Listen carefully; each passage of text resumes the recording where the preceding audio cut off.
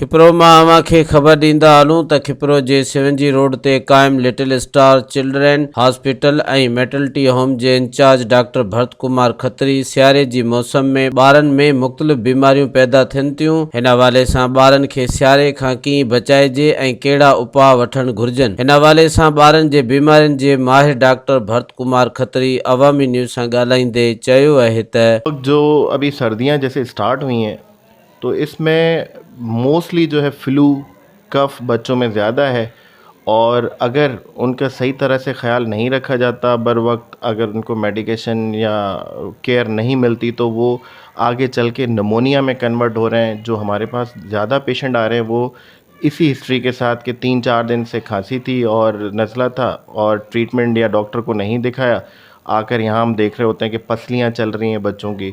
Pneumonia में ये infections, मामूली इन्फेक्शन बाद में जाके नमोनिया में कन्वर्ट हो रहे हैं। सही।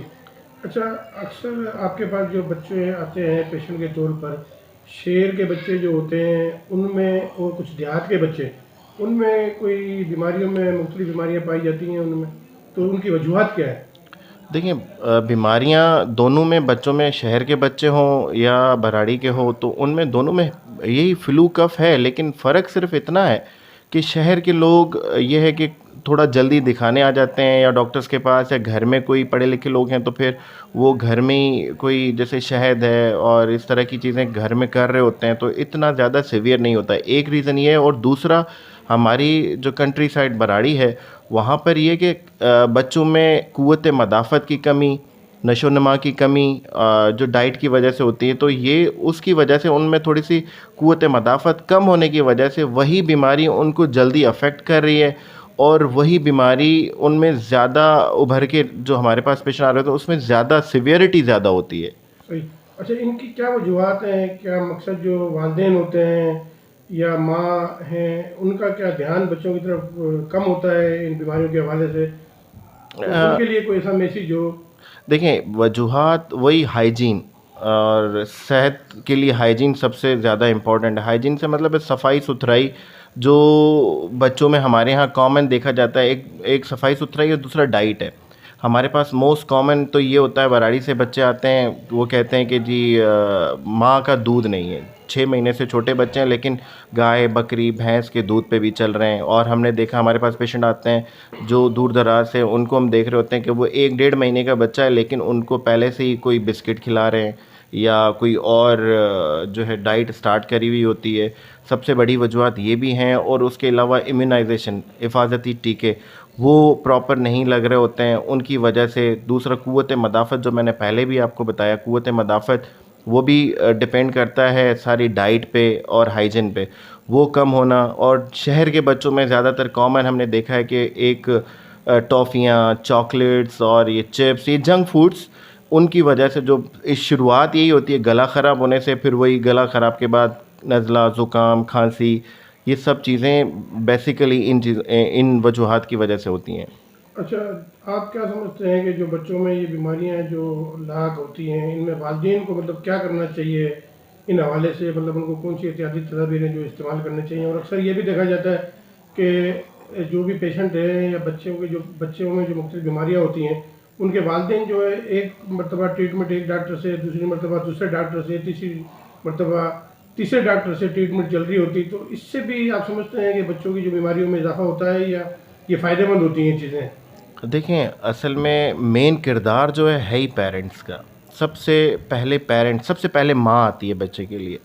सबसे पहले हमें एजुकेट करने की ज़रूरत है पेरेंट्स को कि सबसे जो मेन चीज़ है माँ का दूध। 6 महीने बच्चे को सिर्फ़ और सिर्फ माँ का दूध चाहिए होता है, बच्चे को पानी तक नहीं देना होता। लेकिन यहाँ पर तो फिर अगर एक ट्रेंड है, अगर एक वेल ऑफ फैमिली है, अच्छे घराने हैं, तो उनमें एक ट्रेंड है कि जी डब्बे का दूध देना है, अच्छा वाला देना है।